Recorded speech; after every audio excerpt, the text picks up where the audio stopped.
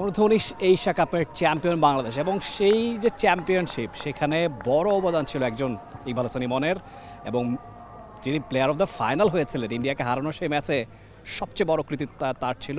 3টা উইকেট তিনি নিয়েছিলেন, এবারে তিনি খেলছেন ফরচুন বরিশালের হয়ে। ইমন ভাই, আপনি তো ফরচুন বরিশালে চান্স পেয়েছেন, এনসিএলে ভালো বোলিং করেছেন, অনূর্ধ্ব-19 এশিয়া কাপে আপনাকে দেখেছি চমৎকার পারফর্ম করতে, ফাইনালটাও জিতেছিলেন, বেশ কিছু অর্জন আপনার অলরেডি হয়ে গিয়েছে, মাত্রই 18 বছর বয়স এবং বেশ কিছু সিনিয়র ক্যাম্পেইনের ফরচুন বরিশাল টিমে আছে। তাদের সঙ্গে খেলতে পারাটা কতটুকু এক্সাইটিং আপনার জন্য? আলহামদুলিল্লাহ ভালো লাগতেছে, ফরচুন বরিশালে চান্স পেয়েছি। সো অনেক এক্সপিরিয়েন্স লোক আছে, যেমন তামিম ভাই, মাহমুদুল্লাহ ভাই, মুশফিকুর রহিম ভাই। তো আলহামদুলিল্লাহ তাদের সাথে এক্সপিরিয়েন্স শেয়ার করতে পারবো ইনশাল্লাহ, আর তাদের কাছ থেকে এক্সপিরিয়েন্স নিব ইনশাল্লাহ। আর আমি ভেরি এক্সাইটেড যে এই টিমে চান্স পেয়েছি।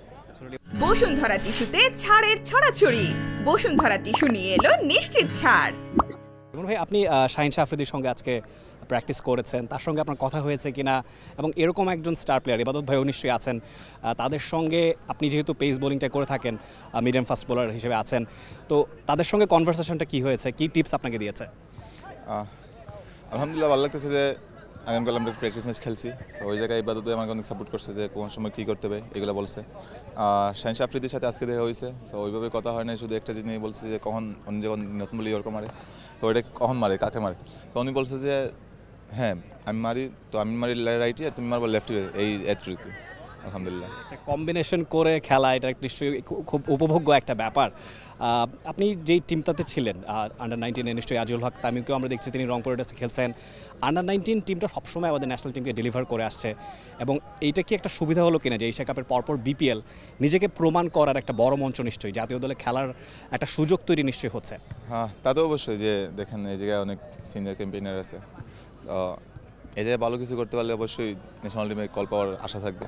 তো আলহামদুলিল্লাহ আমি আমার জায়গাতে ভালো করতে চাই, আর যত তাড়াতাড়ি সম্ভব আমি নিজেকে প্রুভ করছি। একটা প্রশ্ন না করেই পারছি না, বিপিএলের সঙ্গে যদিও সংশ্লিষ্ট না, প্লেয়ার অফ দ্য ফাইনাল হয়েছিলেন এবং সেখানে আপনি চমৎকার খেলেছেন অ্যাক্রস দ্য টুর্নামেন্ট। লাস্ট মোমেন্টে আসলে কি মাথায় কাজ করছিল? শিরোপা জেতার উচ্ছ্বাসটা তো নিশ্চয়ই ছিল, একটু নার্ভাস ছিলেন কি না এবং প্রেশার সিচুয়েশনটা কীভাবে সামাল দিয়েছেন? আপনি দেখেন আমি যখন প্রথম 4-5 ওভার বোলিং করছি তখন উইকেট ছিল না আমার, তো 5 নম্বর ওভারে এসে দুইটা উইকেট ব্যাক টু ব্যাক।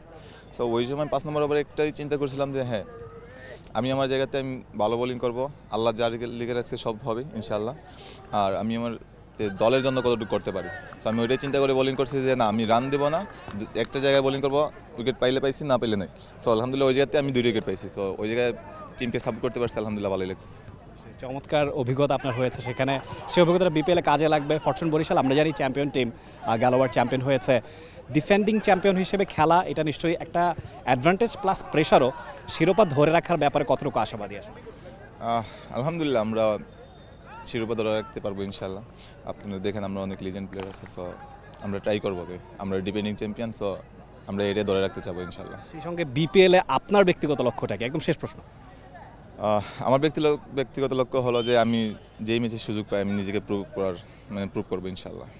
কোনো একেবারে ওভারঅল টার্গেট নেই, নিজেকে সবসময় প্রমাণ করার আপনার চেষ্টা। অসংখ্য ধন্যবাদ এবং অসংখ্য শুভকামনা আপনার জন্য রইল।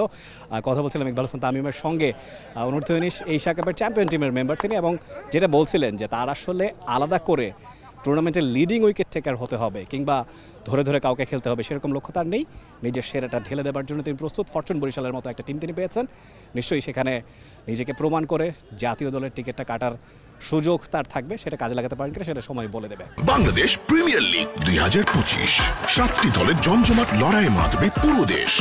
দেখতে চোখ রাখুন টি স্পোর্টস নেটওয়ার্কে।